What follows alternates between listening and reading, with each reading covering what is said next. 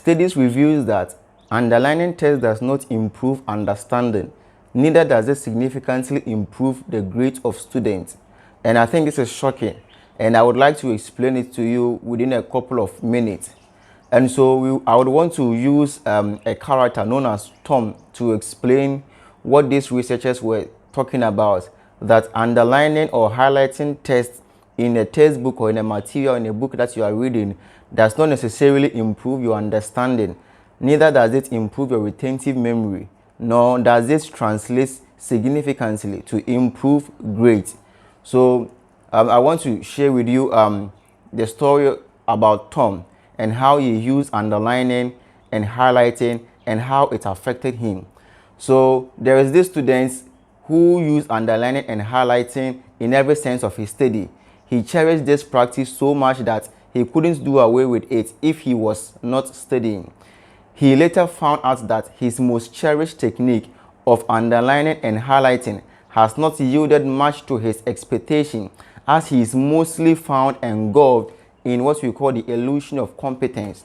So this person I'm talking about is called Tom. So Tom was determined to succeed in his studies and always used underlining and highlighting to mark important information in his textbooks. He believed that by underlining and highlighting, he would be able to identify the most important information and get better grades. And that is one of the main reasons that we underline, to highlight or to identify the most important thing. But let's go on and see what happens.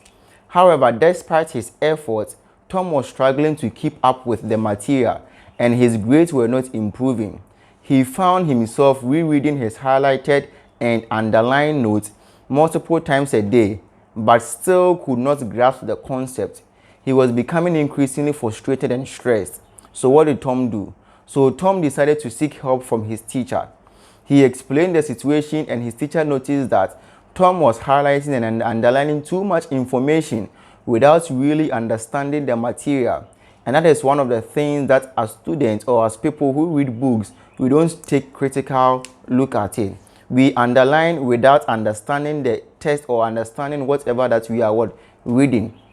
The teacher suggested that Tom should try to focus on the main ideas and concepts rather than highlight and underline every single word that you and we are found doing. So the teacher also suggested to Tom that Tom should also try and actively engage with the study material and to try and connect information that he is learning with what he already knows in the past. And this is something that we as studious individuals or as students, we should take critical look at, that when we connect different information in our brain, it helps in bridging this neural path, and also it helps in remembering, especially when you try to remember one cue, that cue would bring about the remembrance of multiple things. That is when there is a neural link between them. So Tom was hesitant at first to lay down his hard-earned and high-interested technique of underlining and highlighting and to go with what the teacher said.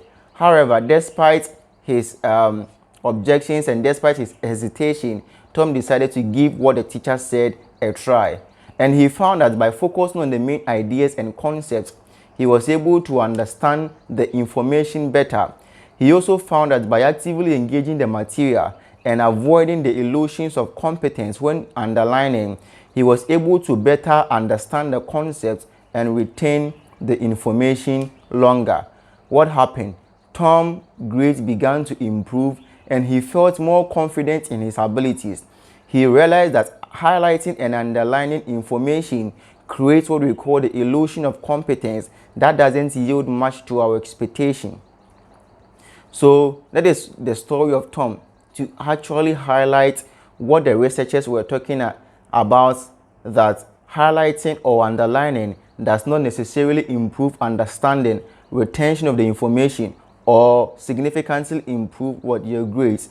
And I'm going to also give you more information about that. So hold on. So underlining or highlighting parts of a text is one of the most popular study strategies among students because of its ease of use.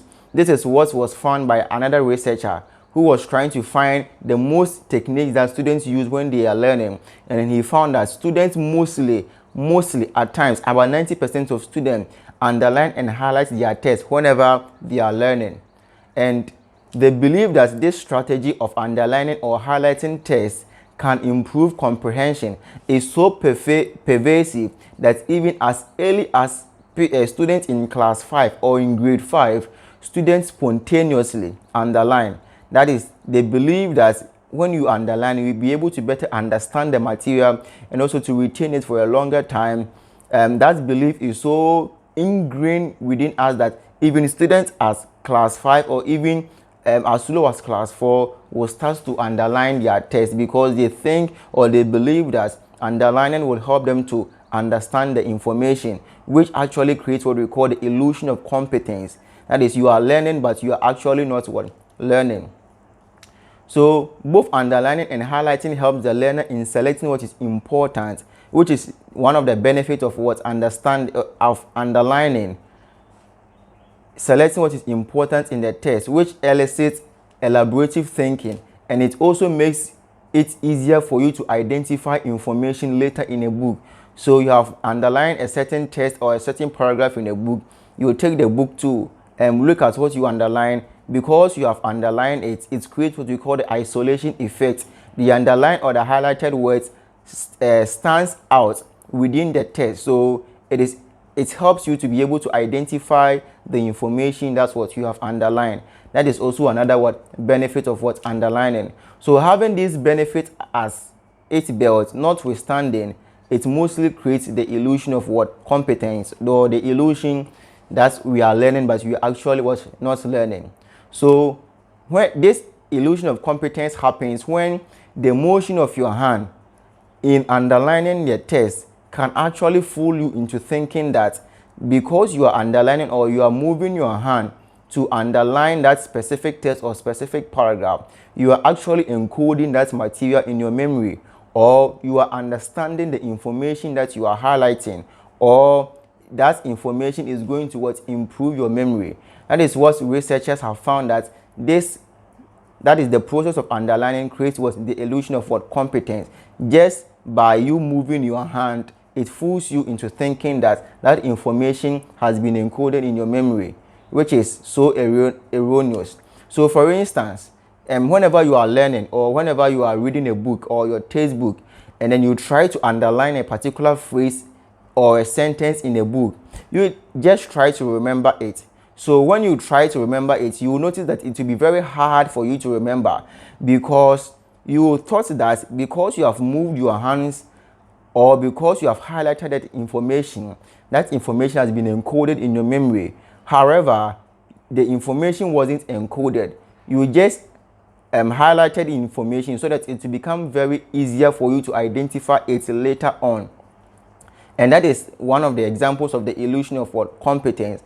And because you try to remember the underlying words and it is becoming so difficult because it was actually not encoded in your memory, it is as a result of the information being in the form of a mirage in your memory. You get me?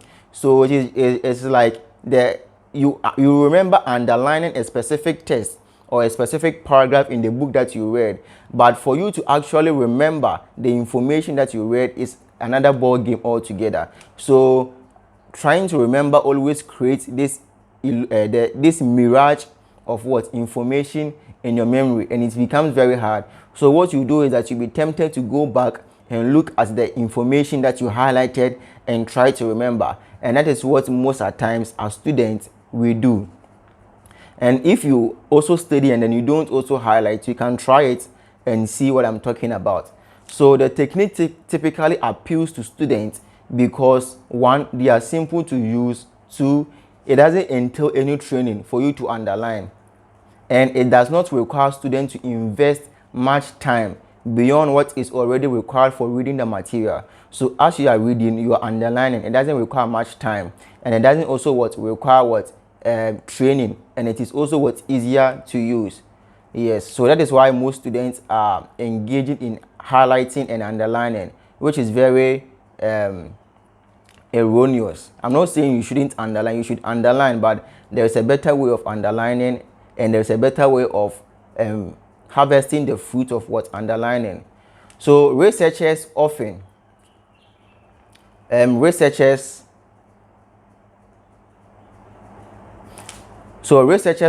point to a basic cognitive phenomenon known as the isolation effect, which I mentioned it earlier on, whereby a word that is a semantically unique item in a list is much better remembered than it is less what distinctive what counterpart. That means that because the word is underlined, it is isolated, it stands out, it distinguishes itself from the group of what words that that is in the book. So one professor or one researcher known as John Donlowski, who is a professor of psychology and a director of experimental training at Kent State University, USA, wrote a couple of papers about the effective techniques that students would be when they engage in would be able to what improve their cognitive abilities and also improve their grades. So this professor John Donlowski stated in 2012 in one of his review that marking too much text is likely to have multiple what consequences.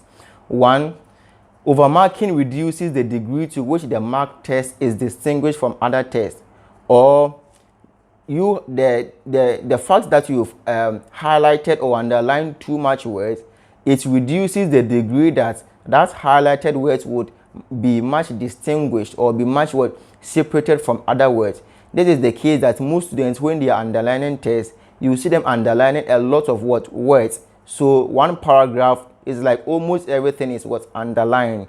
So because there is too much underlining, there is no much what isolation, or there is no what distinction between the underlined words and the already words that is there. Because one of the benefits of underlining is that it creates the illusion what effect, the isolation effect, which makes the words or the group of what phrases what stand out to you, so that you'll be able to what identify them better at a later time. So that is one of the consequences of what too much what underlining, and because of that you'll be less likely able to remember the text if it is not what distinctive. Secondly, it takes less processing to mark a lot of text than to single out the most important details. So what this professor was saying, that because you are underlining too much word, you are not taking the time to actively engage with the material, to think for yourself, and to actually understand the main concept, or what is the main idea in this paragraph for you to what underline, or for you to what grasp it. You are just underlining a lot of what information, which becomes like overwhelms you, because you think that all the information in the paragraph are what's important. But if you are able to take your time, invest the time and the energy to actually sieve out the main idea or the main concepts in the paragraph or in the text, you would better be able to underline it and better remember it.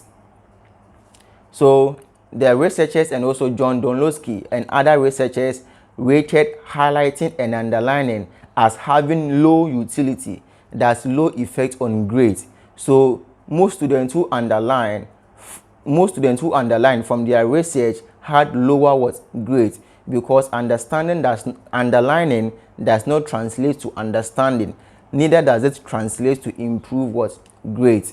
So in most situations where highlighting and underlining have been examined, and with most participants by their research, they found that highlighting does little to boost performance.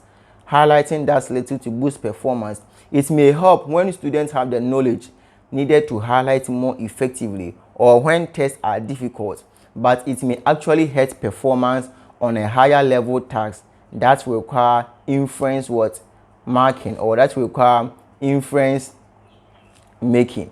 So this means that highlighting, though it is important and though it's beneficial to most students, it also creates what we call the illusion of competence, which when you try to remember the underlying words, it feels like you have a mirage of the information in your memory, because you didn't take your time to actually sieve out the main information and to retain the main information. And so if you want to harvest the fruit of underlining or highlighting, you have to take your time to sieve out the main idea, and also make sure that the underlying information you have actually encoded it in your memory. The fact that you have underlined the material or the text does not necessarily mean that you have it in your mind or you understand, or it is going to improve your memory, or it is going to improve your grades. As the researchers said, that underlining or highlighting or marking of a text has low utility in improving the grades of what students. And they did this research in one of the universities in the US, and they found that most of the participants or most of the students that underline, they at the end of the day, they had lower grades. That means that though underlining is important, this underlining, creating the illusion of what competence, is actually causing students to lose what marks or to lose what grades in the academics. So this is what I wanted to share to you, that underlining does not improve understanding, neither does not improve what grades by these researchers. If you found value in it, follow me and wait for more content, valuable content.